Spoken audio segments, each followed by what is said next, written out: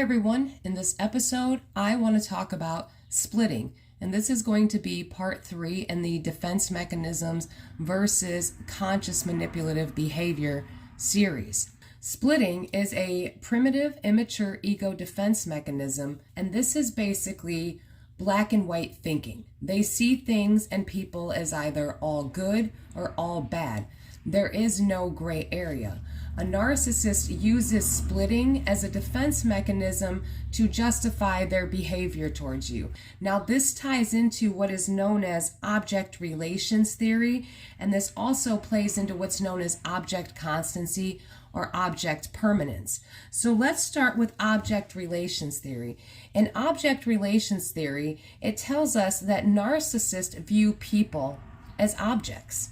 You are there to serve a purpose to the narcissist. And this is why narcissists so frequently objectify people, because of object relations and the fact that they use splitting as a defense mechanism. In object relations theory, this is where a narcissist views you as either all good or all bad. So you're either a good object or a bad object, because narcissists do not see people as people. They see them as objects that are there to serve their needs. And a narcissist puts you in two categories. You're either all good or you're all bad. So during the idealization phase, which is a defense mechanism, which is a primitive, immature ego defense mechanism, the narcissist idealizes people and they idealize themselves. But ultimately what they're doing to you is they're objectifying you when they're idealizing you. So during idealization, you are seen as a good object. You're all good, you can do no wrong. However, once you threaten a narcissist's control, attempt to hold them accountable for something, or begin acting outside of your assigned role in their shared fantasy, you will be seen as a bad object. And this is where you get moved into the all bad category, which causes you to be devalued. This is what puts you into the devaluation phase of the cycle, because you are seen as a bad object that must be punished. So you're either all good or all bad. You can only be idealized or in devaluation. It's one or the other. And that is known as object relations theory. So when it comes to object constancy or object permanence, the narcissist is unable to understand that a person can have positive and negative feelings for someone at the same time. The narcissist doesn't understand that even when you're angry with them, upset or disappointed, that you can still have positive feelings for them as a person, because they are incapable of doing that, because they have, they use splitting and the object relations issues to put you in either all good or all bad categories, good object or bad object.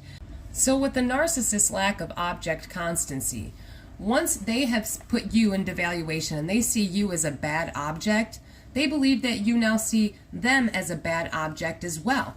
They do not believe that you can love them even though you're upset with them. And this is when a narcissist begins making you prove yourself. This is where you start working harder to get back to the idealization phase. So once you're being devalued and the narcissist now sees you as a bad object, it is then your job to prove yourself to the narcissist that you really do love them, because they think that you think like them, meaning when they see you as all bad, you must see them as all bad. And that's why you end up working so hard to prove your love to them, and nothing is ever good enough, because they don't understand that anyone thinks outside of the way they think and outside of their world. Because in a narcissist's mind, in their delusion, in their shared fantasy, they control everyone and everything, and everyone and everything is there to meet their needs and serve them in some way. And everyone and everything is merely an object, and you're interchangeable. The objects are interchangeable. That is why it is so easy for a narcissist to discard a person for someone else. So to pull it all together, a narcissist uses splitting as a primitive, immature ego defense mechanism. So when a narcissist is idealizing you, that is actually one of their primitive, immature ego defense mechanisms. You are being put in an all good category. You are seen as a good object. When a person is being idealized, They are being objectified. And that is a defense mechanism in the narcissist's brain. And the moment you threaten the narcissist's control, threaten their narrative, try to hold them accountable for something, you are seen as a bad object that must be punished. So you are put into the devaluation phase. You are put in the all bad category. And then the reason you work so hard to get back to idealization or to be seen as a good object is because a narcissist lacks object constancy or object permanence, and they are unable to believe or conceptualize that a person can still have loving emotions for them, can still be lovingly bonded to them and have positive feelings towards them, even when they are hurt, upset, or disappointed with the narcissist. The narcissist puts you in an all bad category, so they assume you also put them in an all bad category and see them as a bad object the way they see you as a bad object, because they think everyone thinks like them. That is why you spend so much time working so hard to prove your love to the narcissist, because they cannot believe that you are able to still have positive emotions towards them even when you're feeling negative ones, because they are incapable of doing that. I hope this information helped. I hope you enjoyed this episode. So again, thank you everyone for being so supportive. Stay strong, stay safe, and keep getting the knowledge. You are all going to be amazing.